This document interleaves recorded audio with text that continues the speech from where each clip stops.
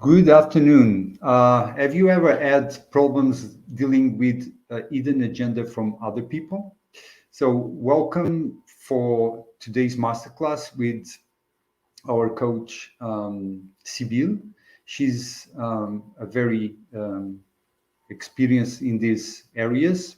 So, she's going to teach us about this. Sibyl is master coach, or she's a master. She has a master in coaching, a coaching two level, which means that she qualifies for to be a coach.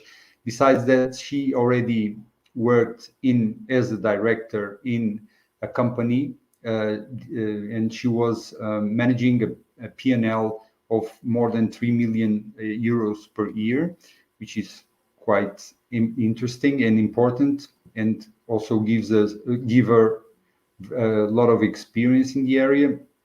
Besides, she also balances her life being the mother of two beautiful daughters. Well, I should say babies because they are still very young. And I think she can give us today very good advice about how to handle other people's agenda. So, without further ado, I will bring you Sibyl. Sibyl, welcome to our stream today. Good morning, everyone. Thank you so much for being here today.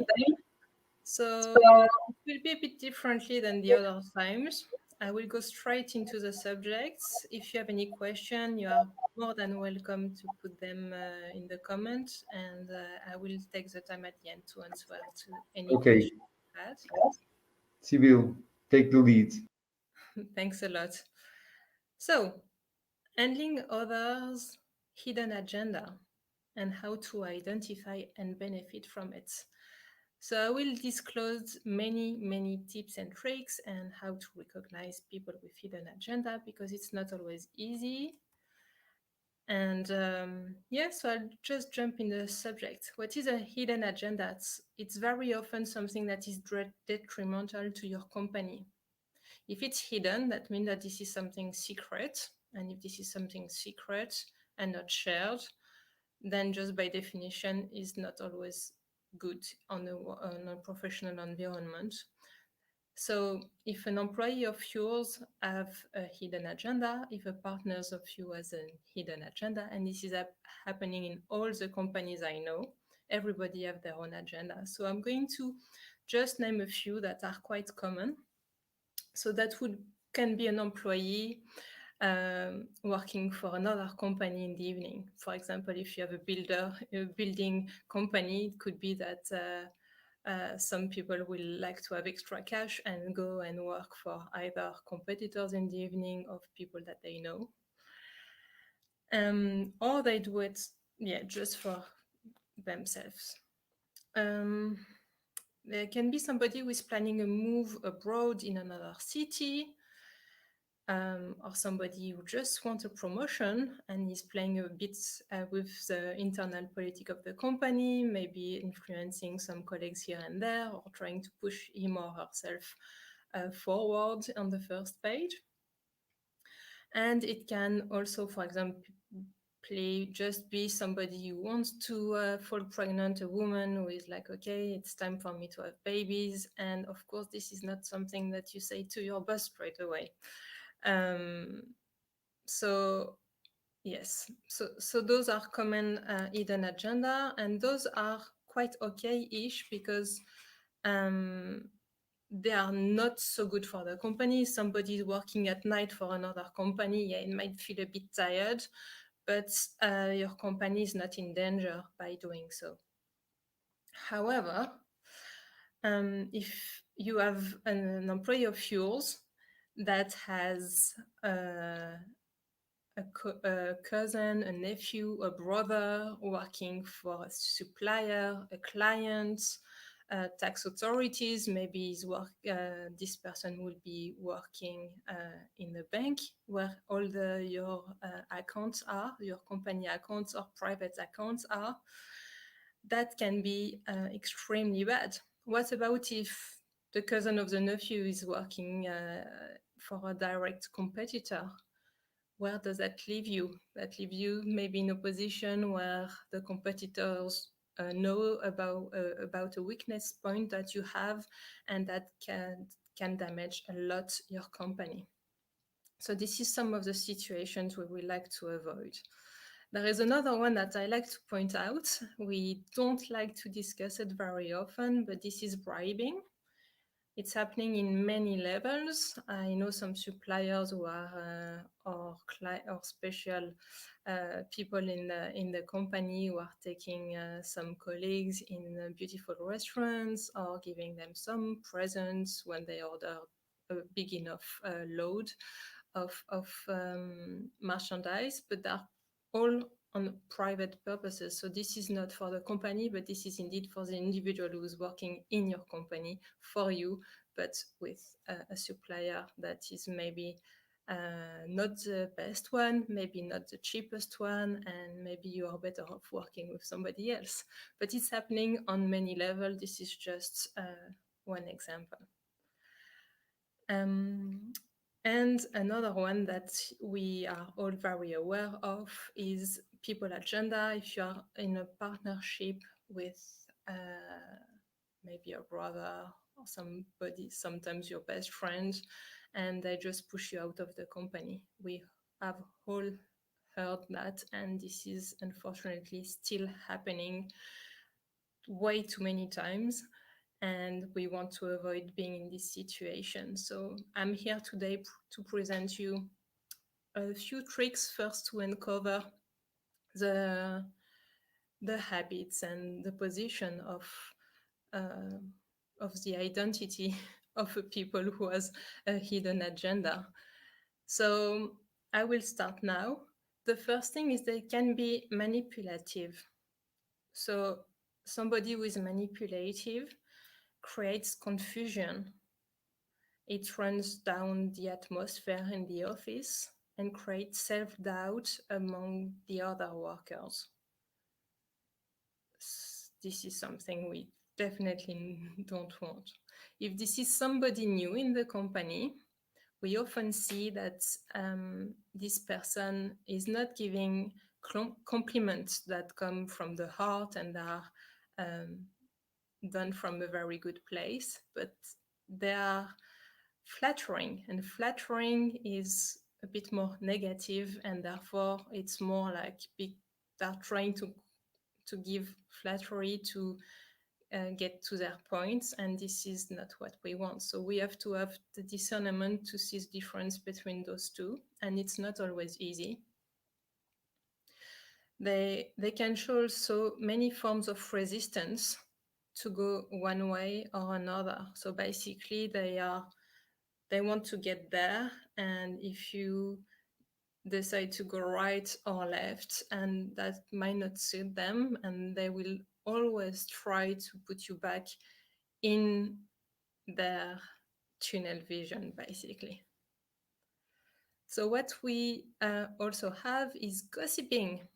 And gossiping undervalue the other people, the colleagues that you have in your company. Creating rumors is not what we want. So it's not only a waste of time, it can be hurtful to the people if there are some people concerned. And it's managing feelings, and it creates outsiders mostly, because gossiping always creates stories and people point out each other with their fingers, you, even from a distance. And this is not what we want. We want a company that is working at one and every members are working together. And okay, people with a hidden agenda often have impatience, often are impatient. They want everything now, and they can be over the edge. So they can slap like that in your fingers and they will just explode. And some of the very good ones can have that under control, and some others will just be like fire. So they will redirect the conversation to one subject. something very obvious that you can see is their body language. When you have somebody in front of you, of course, you are looking them in their eyes quite often, but pay attention to their body language, because you will find out that often something is off. That means that maybe they breathe heavily, maybe they cannot look at you in the eyes, maybe their body is stiff and straight and they therefore they're not relaxed. And those people are often slimy and unpleasantly friendly. Okay. But this is just one option. Maybe you have somebody who has a bad day or a bad week in your company and doesn't have a hidden agenda. Or maybe somebody has a lack of information. Maybe he wants to go in one direction and not the direction that you choose or are showing as an option, because he's lacking of some crucial information to also make this turnaround with you. Or maybe it's he heard some rumors and therefore wants to go one way because maybe he heard in the industry or with some clients, with some supplier, with some other competitor that it's more going one way or in another, and maybe you are not even aware of it, or maybe it's nothing to consider. So that's the reason why I advise to really communicate there.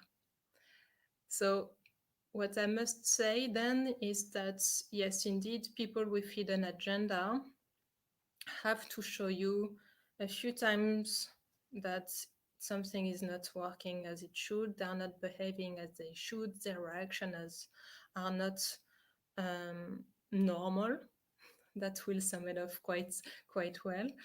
And therefore, you know that something is off. But this has to be medium term. You cannot just say that after a week, because it could be that somebody lost somebody close to them and they're too deep in they're too affected to share it straight away, so they're just closing up. We never know what's happening in people's private life, but it's definitely impacting their professional lives. Okay.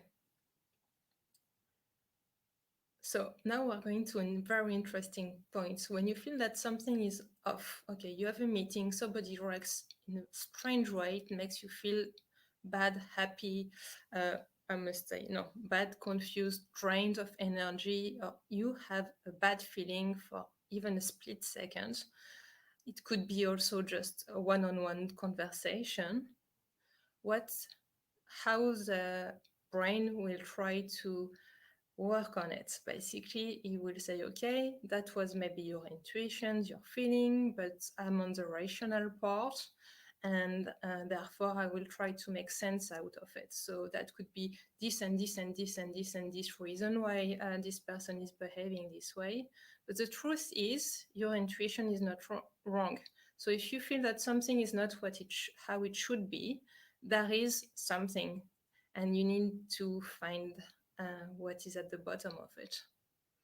And if you don't, you will still be in this strange, unpleasant vibe and not making sure what's happening there.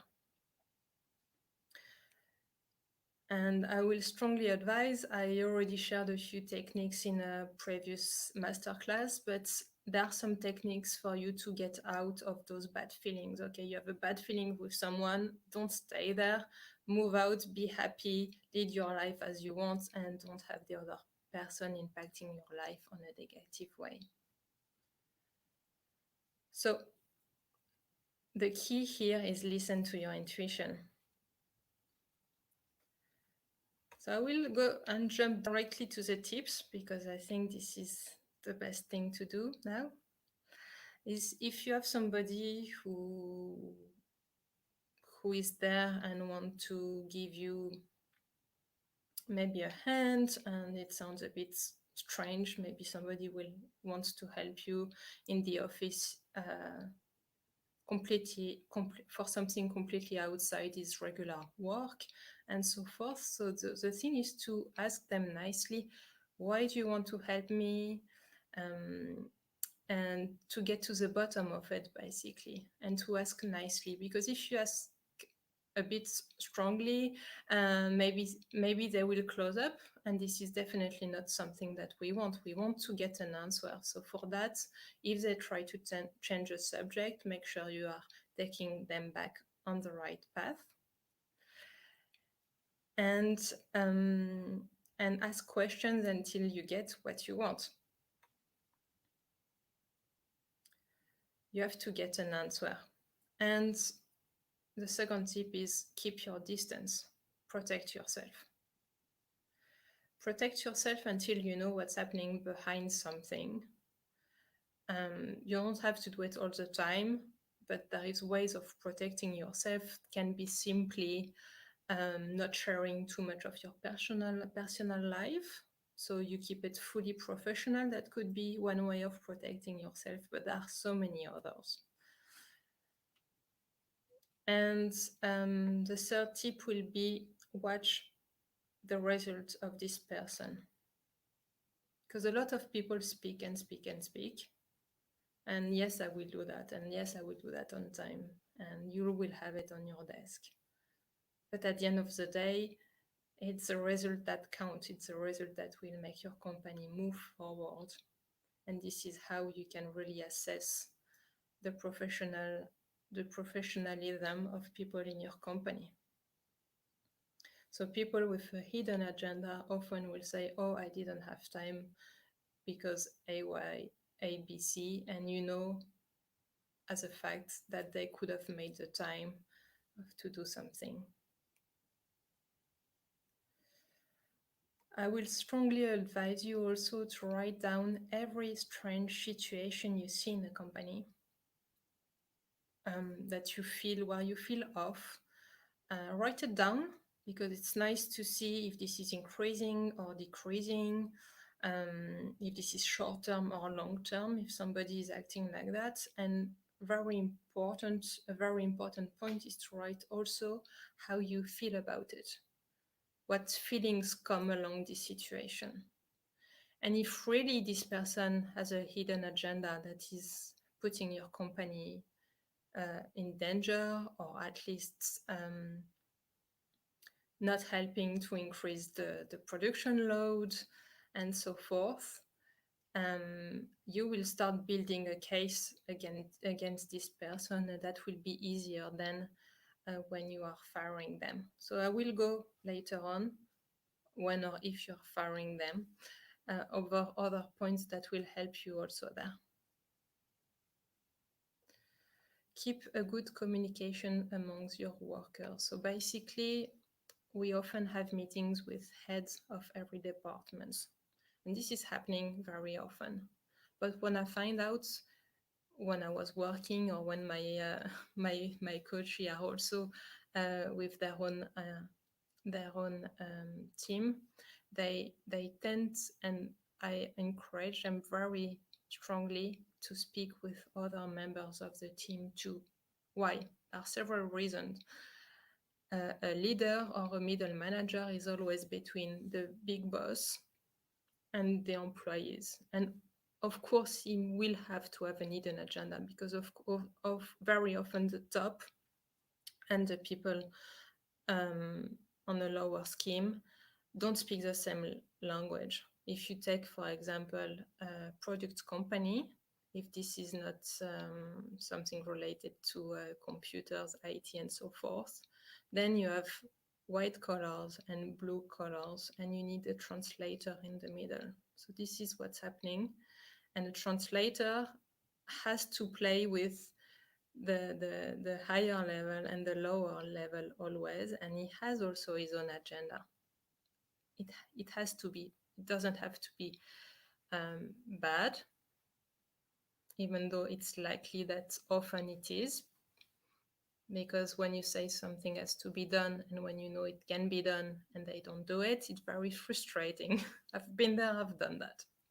So basically, yes, you need to keep a good communication. The way you can do it, you can have indeed your meeting one-on-one, or meeting with the heads of all departments, however your company is set up, but make sure that sometimes you also go on the floor, meet with people you don't know so well, and get to know them, and you will be so surprised how they open up about their job. They're so happy and proud to show the boss how they work and what they do and how they do it and so forth. And if there is something to disclose, they will do it more openly if you do that on a regular basis, because they know they can trust you. And this is what we want, people to trust each other on a company, in a company.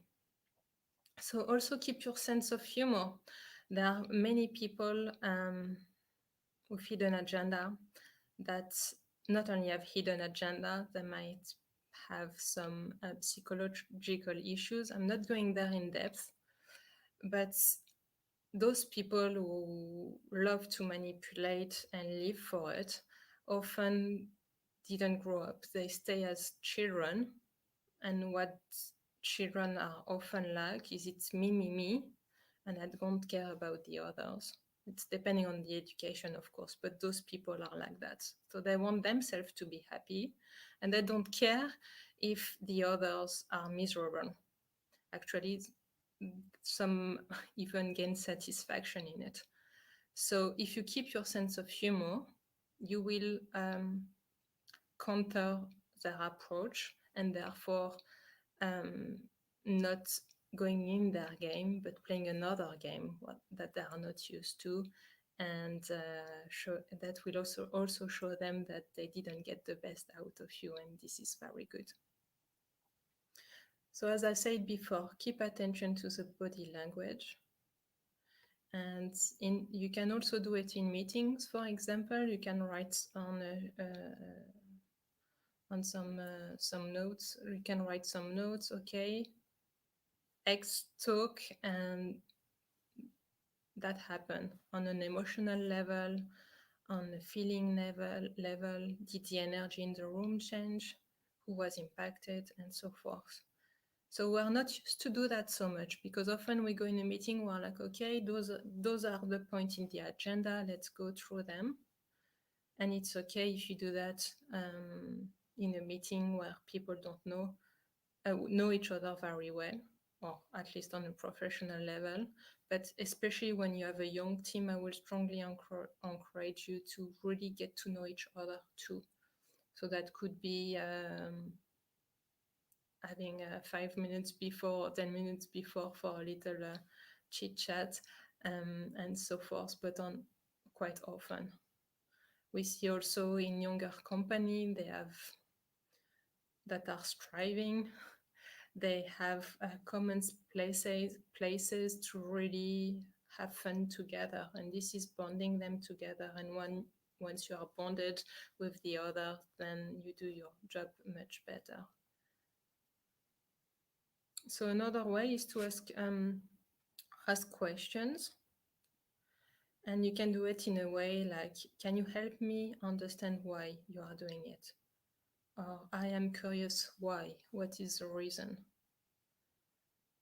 People with hidden agenda don't often want to share, but if you are then changing your habit into asking direct questions, that will put them in quite a corner, and some of them would be like, why are you asking me? And they might get upset or offended. But yeah, indeed, if the reaction is not normal once again, then it just rings an extra bell about this person. Another tip will be to rephrase what they say to make sure there is no doubt left. And this is extremely important, because with those people, you need to know where you are going, especially when you have no clue where you are going. So everything that is said must also be in writing, my tip 11 just now. And a common rule that applies once again there, it's don't hire people who keep changing jobs. We don't want those. Often they are not good people. Some might have very good reason, but at the end of the day, it's only, again, excuses. So if you're still having trouble to identify people with hidden agenda in your company, send me an email and my team will get back to you. And you can claim with me a 30-minute free coaching. So that will be good, because I name a few tips and I name a few things today, but there are way more. And most importantly, we want to look at what is relevant for you. And something I would like to finish with is, by nature, communication is as a form of influence. So basically, every time people speak together, there is an influence. I think more white because of my experience, my way of thinking, and you speak more gray, and therefore we want to influence each other. This is by definition, and it doesn't mean that people are having a hidden agenda. It's just communication. I hope you like it. If you have any questions, drop them below. I'll be happy to answer them now. Have a beautiful evening. Pedro, is back to you. Okay, Cyril, thank you very much for your presentation, your masterclass. I think people left today here with a lot of very useful tips about how to handle hidden agendas. And what can you say? We will be back in approximately 1 month with another topic. That's correct, Sibyl? Yeah, that's good. Yeah, before Christmas. Okay. Thank you very much. Thank you for watching, and see you soon. Bye.